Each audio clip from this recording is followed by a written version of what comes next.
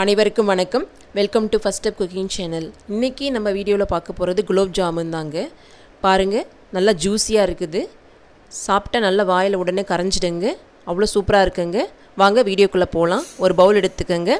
அதில் 3/4 கப்பு நம்ம சுகர் சேர்த்துக்கலாங்க. இப்போ 3/4 கப்பு ஈக்குவலாக 3/4 கப்பு தண்ணி சேர்த்துக்கிறேங்க. அது 800 கிராம் சுகருக்கு 800 ml தண்ணி சேர்த்துக்கலாங்க. அவ்வளோதாங்க. ஒரு பேக் நம்ம குலோப் ஜாமுனுக்கு இதை சேர்த்துக்கிறேங்க. இப்போ ஸ்டவ்வில் வச்சுடுங்க. ஸ்டவ் ஆன் பண்ணிவிடுங்க. இது நல்லா கரையிட்டேங்க.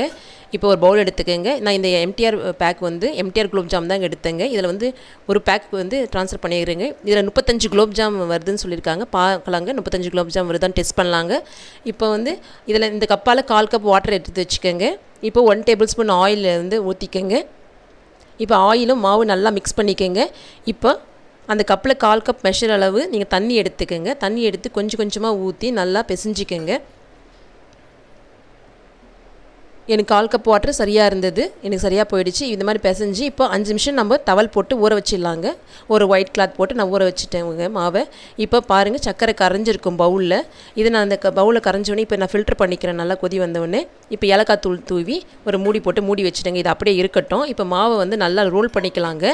கையாலே நல்லா பிசைஞ்சிக்கோங்க. பிசைஞ்சு நல்லா ரோல் பண்ணிக்கோங்க. ரோல் பண்ணிவிட்டு அதை 2ஆக கட் பண்ணிக்கோங்க. திருப்பி ரோல் பண்ணி திருப்பியும் கட் பண்ணிக்கோங்க. இப்போ நல்லா ரோல் பண்ணிக்கோங்க. இப்போ ஒரு சின்ன கோலி சைஸ் அளவு நல்லா மிடில் வச்சு நல்லா அழுத்தம் கொடுத்து நீங்கள் தேய்ச்சி ஒரு பால் சைஸ் கோலி சைஸில் மேக் பண்ணிக்கோங்க. இது மாதிரி மேக் பண்ணோடனே 5, 10, 15, 20, 25, 30, 35 கரெக்டாக 35 கவுண்ட் நம்மளுக்கு வந்துடுச்சுங்க. சூப்பராக. இப்போ எண்ணெய் காய வச்சுக்கோங்க. மீடியம் ஃப்ளேமில் இருக்கட்டுங்க. ரொம்ப கொதிக்க வச்சிடாதீங்க. எண்ணெயை காய வச்சிடாதீங்க. இப்போ ஒன்று ஒன்றா போட்டு 2 பக்கம் நல்லா திருப்பி விடுங்க. கொஞ்சம் வேக லேட் ஆகுங்க. ஏன்னா ஃப்ளேம் நம்ம மீடியம் ஃப்ளேம் வச்சுருக்கோங்க. 2 பக்கம் நல்லா டார்க் கலரில் பொன்னிறமாக வரட்டுங்க. இந்த மாதிரி வந்தவுடனே இப்போ நீங்கள் அதை சுகர் சிரப்பில் போட்டுடுங்க. போட்டு மூடி வச்சுடுங்க. இந்த மாதிரி எல்லா உருண்டைகளையும் நீங்கள் வறுத்து இதில் ட்ரான்ஸ்ஃபர் பண்ணிவிடுங்க.